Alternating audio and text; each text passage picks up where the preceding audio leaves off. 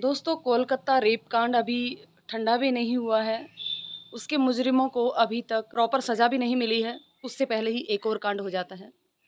बदलापुर, महाराष्ट्र में, वहाँ पर 4 और 6 साल के बीच की 2 बच्चियों के साथ स्कूल में रेप होता है। रेप करने वाला स्कूल का कर्मचारी चतुर्थ श्रेणी कर्मचारी था, जिसकी उम्र लगभग 21-22 वर्ष बताई जा रही है। क्या हो रहा है हमारे देश में? ये बहुत ही चिंताजनक बात है। सबसे बड़ी चिंता ये है कि जो भी इस तरीके के कांड कर रहे हैं, वो सब लोग अपने आप को इतना निडर क्यों समझ रहे हैं? और ये निडरता का क्या कारण है? जहाँ तक मुझे लगता है सबसे बड़ा कारण है कि जब भी कोई ऐसा घटना होती है, तो उस घटना के मुजरिम को सज़ा देने में बहुत लंबा समय लग जाता है, जिससे बाकी लोगों में ये डर होता ही नहीं है कि अगर हम ऐसा कुछ करेंगे, तो हमें इसकी सज़ा भी मिल सकती है। मेरी कोर्ट से अपील है कि इस तरीके के मामलों में फ़ास्ट काम किया जाए। 1-2 महीने में रिज़ल्ट आ जाना चाहिए। जो भी सज़ा वो हो जानी चाहिए। लेकिन यहाँ पर बहुत लंबा समय लग जाता है। निर्भया हत्याकांड जो निर्भया रेप और हत्याकांड हुआ था, उसको सॉल्व होने में कितने वर्ष लग गए। और देखिए, एक और चीज़ यहाँ सामने आई है। 32 साल पहले लगभग 100 लड़कियों के साथ गैंग रेप हुआ। कॉलेज स्कूल में पढ़ने वाली लड़कियाँ थीं और 32 साल के बाद अब उन 6 मुजरिमों को सज़ा दी गई है। उम्र कैद की सज़ा प्लस 5 लाख रुपए जुर्माना प्रत्येक व्यक्ति को। दोस्तों, इतना लंबा समय लग जाता है। 32-32 साल में वो लोग जो दरिंदगी करते हैं, वो बाहर आकर के धड़ल्ले से घूमते हैं, उन्हें कोई डर नहीं होता। जब उन्हें ही कोई डर नहीं है, तो बाकी को भी कोई डर नहीं होगा और ऐसी जो घटनाएँ हैं, वो होती रहती हैं। मतलब इतना सब कुछ हो रहा है, उसके बावजूद भी वैसी ही घटनाएँ वापस से हो रही हैं। बहुत ही शर्मनाक बात है, सोचने वाली बात है। इस तरीके की घटनाओं को रोका कैसे जाए, ये सबसे बड़ा सवाल है। एक सवाल ये भी उठता है कि क्यों ना हमारी गवर्नमेंट जो है, वो ऐसा कुछ कर दे ताकि जैसे अदालत होती है वैसे ही इस तरीके के केस के लिए अलग से अदालत खड़ी हो जाए, क्योंकि अदालतों के पास बहुत सारे केसेस होते हैं जिनकी सुनवाई करते-करते इन केसों का नंबर ही नहीं आता है। तो क्यों ना ऐसा हो कि अलग से एक पैरेलल में एक और अदालत चले जो इस तरीके के केस को सुने और हाथों हाथ उस पर जो भी एक्शन लेना हो वो ले और मुजरिम को जल्द से जल्द सज़ा हो। केवल गवर्नमेंट के करने से कुछ नहीं होगा, हमें खुद भी इस चीज़ के लिए आगे आना होगा। अपने घर की बेटियों और बेटों को भी ये समझाना होगा कि इस तरीके की जो हरकतें हैं वो ना करें। दोस्तों, ये सब कांड एक दिन में नहीं होते हैं। ऐसी मानसिकता आते-आते बहुत समय लग जाता है। एज़ ए पेरेंट्स हमारा ये कर्तव्य बनता है कि जब भी हमारे बच्चे इस तरीके की कोई भी हरकत करते हुए नज़र आएँ, हरकत करके वो आपको ये नहीं बताएँगे कि मैं रेप करने जा रहा हूँ या मैंने रेप किया है। उनकी मानसिकता कैसे पनपती है, इसके बारे में हमें ध्यान देने की ज़रूरत है। यदि आपका बच्चा किसी भी तरीके से किसी लड़की के बारे में कोई गलत बातें कहता है, बोलता हुआ पाया जाता है, तो उसी वक़्त उसको टोकिए और ये बताइए कि जिस भी लड़की के बारे में बात कर रहा है, उसकी जैसी आपके घर में भी आपकी बहन-बेटियाँ हैं। अगर आपकी बहन-बेटियों के साथ ऐसा हो तो शायद आपको अच्छा नहीं लगेगा, तो उनके जिनकी ये बेटियाँ हैं, उनके पेरेंट्स को भी अच्छा नहीं लगेगा। अगर आपको पता ही नहीं चलता है कि आपका बच्चा कब इन सब चीज़ों में लिप्त हो गया और कब ये सब कर बैठा, तो कृपया करके उनका पक्ष ना लें, उन्हें बचाने की कोशिश ना करें, उन्हें कटघरे में खड़ा करें। जब 1-2 पेरेंट्स खुद आगे आकर के ऐसा करेंगे, तो बाकी बच्चों में भी ये डर होगा कि हाँ, हमारे पेरेंट्स भी इस तरीके का कदम उठा सकते हैं। सबसे पहले जब आपका घर का बच्चा छोटा बच्चा होता है, तो सबसे पहला कर्तव्य पेरेंट्स में पिता का बनता है कि वो उस बच्चे के सामने अपनी घर की औरतों की इज़्ज़त करे। जब बच्चा ये देखता है कि उसके घर की औरतों की इज़्ज़त नहीं होती है, तो उसके दिमाग में कहीं न कहीं ये बैठ जाता है कि औरतें इज़्ज़त के मतलब हकदार नहीं होती हैं। हम बात तो करते हैं जेंडर इक्वलिटी की, लेकिन वास्तव में इक्वलिटी का अर्थ हम नहीं समझा पाते हैं बच्चों को। जेंडर इक्वलिटी का मतलब केवल लड़कियों को समान शिक्षा और समान अधिकार देना नहीं है। अधिकार से मतलब है कि उनको जीने का, सम्मान से जीने का अधिकार भी होना चाहिए। दोस्तों, 2-3 दिन पहले ही अभी रक्षाबंधन का त्योहार गया है। हम अपने भाइयों को राखी बाँधते हैं, ये कहते हुए कि वो हमारी रक्षा करेगा। दोस्तों, एक बात सोचने की है, क्या आपका भाई आपके साथ हर जगह रह सकता है? या क्या आप अपनी बहन के साथ हर जगह रह सकते हैं? नहीं। उनको उन दरिंदों के बीच में, उन भेड़ियों के बीच में अकेले ही जाना होगा। इसलिए अपनी बहनों को केवल प्रोटेक्शन खुद ना दें, उनको इतना सॉलिड बनाएँ कि वो अपनी प्रोटेक्शन खुद कर सकें। दूसरा, अगर आप उनकी वास्तव में प्रोटेक्शन चाहते हैं, तो उन सभी बहनों की प्रोटेक्शन करें जो आपके आस-पास रहती हैं। वो भी आपकी ही बहनों जैसी बहनें हैं। जब आप किसी की बहन को प्रोटेक्ट करोगे, तो कोई और होगा किसी जगह पर जो आपकी बहन को भी प्रोटेक्ट करेगा। तो ये सबसे ज़्यादा ज़रूरी है।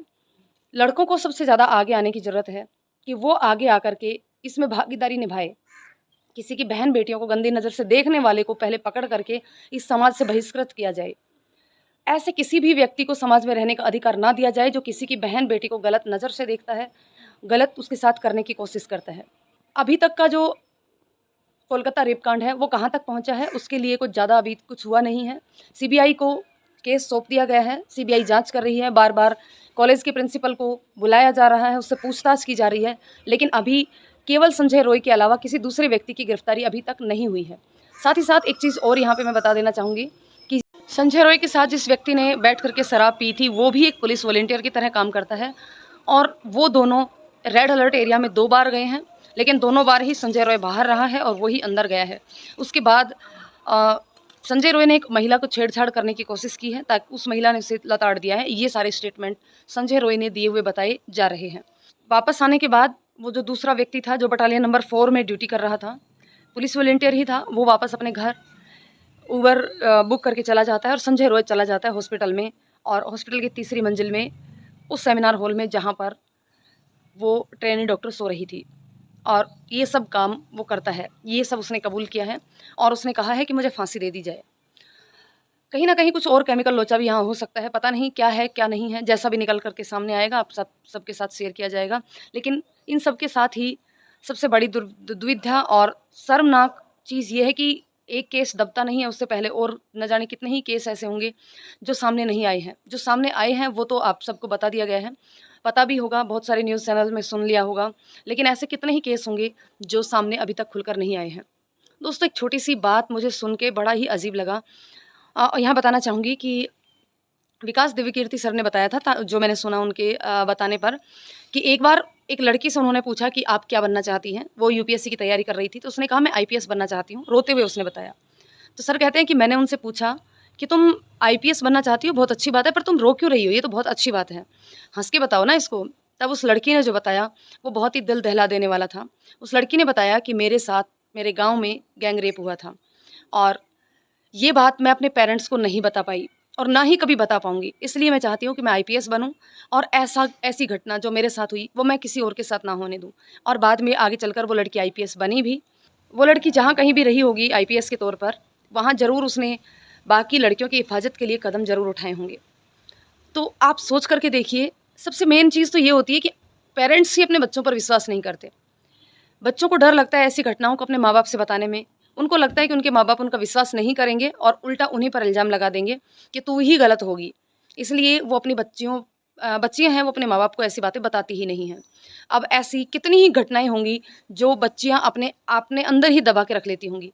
अभी जो बदलापुर में जो केस हुआ है, वहाँ छोटी-छोटी बच्चियाँ थीं, उन्होंने घर आकर के बताया, और पेरेंट्स ने जब देखो यहाँ भी बड़ी शर्मनाक बात हुई है कि पेरेंट्स जब गए हैं स्कूल में, तो स्कूल प्रशासन ने उनको भेज दिया है।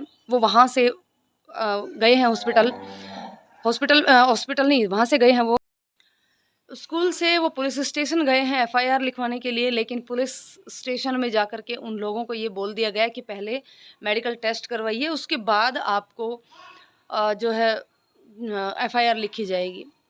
दौड़ती हुई माँ अपने बच्ची को लेकर के मेडिकल करवाने के लिए गई और वहाँ पे पुष्टि होती है कि इस बच्ची के साथ गलत हुआ है, और फिर वहाँ पे एफआईआर होती है। और वहाँ पर भी कुछ खबरें सुनने में मिली हैं कि जो पीड़िता है वो बेंच पर सो रही है, उसकी माँ बैठी हुई है धरती में, उसकी सुनवाई नहीं हो रही, जबकि जो क्रिमिनल है उसको वहाँ बैठा करके चाय पानी पिलाया जा रहा है।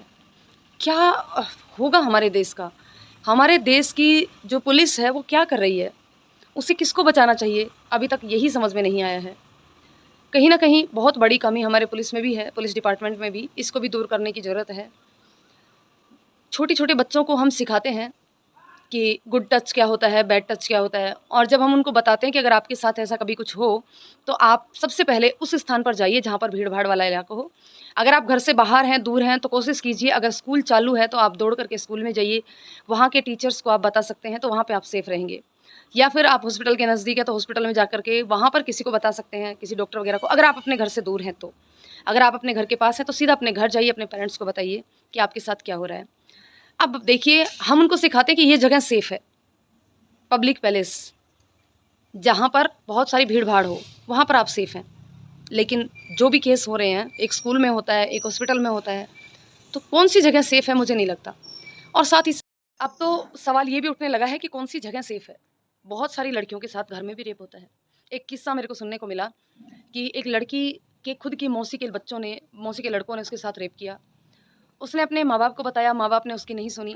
सुनी भी तो मामला दबाने की कोशिश की, कोई एक्शन नहीं लिया और उसके बाद उसके उन लड़कों के हौसले इतने बढ़ गए कि जब भी वो उस लड़की को कहीं भी देखते, उसके ऊपर हँसते, भद्दे उस पर कमेंट करते। वो लड़की कहीं भी जाने से बचने लगी। इस तरीके की लड़कियाँ जो होती हैं वो अपने आप को सोशली डिस्कनेक्ट कर लेती हैं, दूर रखने लग जाती हैं अपने आप को क्योंकि वो लोगों का सामना नहीं कर पाती हैं। कहीं न कहीं हमें आवश्यकता है उनको मानसिक रूप से प्रिपेयर करने की। हमें अपनी लड़कियों को तुरंत एक्शन लेना सिखाना होगा। अगर उनके साथ कहीं भी कुछ भी गलत होता है तो वो तुरंत एक्शन ले पाएँ। वो डर जाती हैं कि ऐसा किया तो क्या होगा? क्योंकि उनको धमकी दे दी जाती है कि तुमने अगर घर पे बताया तो ये कर देंगे, तुम्हें मार देंगे, तुम्हारे भाई को ऐसा कर देंगे, तुम्हारे मम्मी-पापा के साथ ऐसा कर देंगे। और लड़कियाँ बहुत ही सेंसिटिव होती हैं। वो अपने रिश्तों को अपने से ज़्यादा महत्व देती हैं और इन सब के चलते वो फिर अपनी उस चीज़ को उस दर्द को दबा लेती हैं, किसी को नहीं बताती हैं।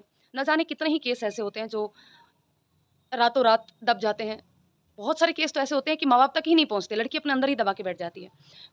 जितने भी केस होते हैं उनमें से मुश्किल से 2-3% ही हैं जो दर्ज होते हैं और हमारे सामने निकल कर के आते हैं। कितनी मतलब कि बुरी स्थिति है हमारे देश की। तो दोस्तों, आप लोग इस मैटर पर क्या कहना चाहेंगे कमेंट करके ज़रूर बताइएगा। साथ ही साथ अपने बेटों और अपनी बेटियों को इस तरीके की शिक्षा ज़रूर दीजिए कि दूसरों के बच्चे भी आपके अपने भाई-बहन जैसे ही हैं, उनकी कदर करें।